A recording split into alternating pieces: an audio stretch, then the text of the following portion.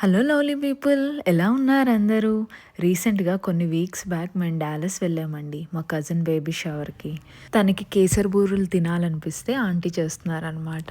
ఆ కేసర్ ఉండలన్నీ మా కజినే చేశారు. ఇంకా కొంచెం కేసర్ ఉంటే మేము చేస్తున్నాం అనమాట. ఎండింగ్‌లో కొంచెం కొన్ని అప్పాల కింద అంటే కేసర్ అప్పాలు ఉంటాయి కదండీ! అలాంటివి. యాక్చువల్లీ అప్పాలు వేరే పిండితో కూడా చేస్తారండి. మేమైతే ఎక్కువ కేసర్‌తోనే చేసుకుంటాము. నాకు one of the most favourite sweet అనమాట కేసర్ అప్పాలు.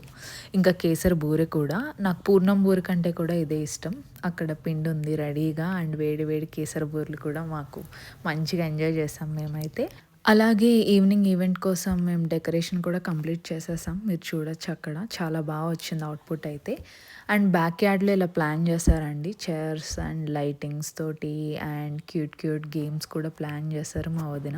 వచ్చిన గెస్ట్ కోసం అండ్ మెయిన్ ఇంపార్టెంట్‌గా future mom to be and dad to be మా కజిన్ కపుల్ కోసం ప్లాన్ చేశారు.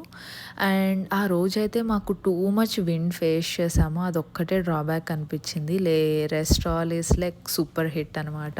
అండ్ గేమ్స్‌లో యూజ్ చేసే ఆ ప్రాప్స్ అన్నీ కూడా సైడ్‌కి అలా ప్లేస్ చేసుకున్నాము. అండ్ ఆ వైట్ టీస్ ఏం చేసామో లాస్ట్‌లో అర్థమవుద్ది మీకు. అండ్ ఈవినింగ్ డిన్నర్ వచ్చేసరికి sweet corn samosa and 2 different chicken appetizers, chicken and mutton biryani and veg వాళ్ళ కోసం అయితే paneer pulao and veg keema pulao.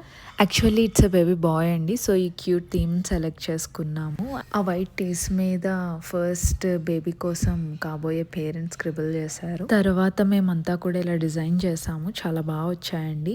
And next day వెళ్ళిపోయేటప్పుడు ఆంటీ అయితే కొరమేను ఇగురు చేశారు.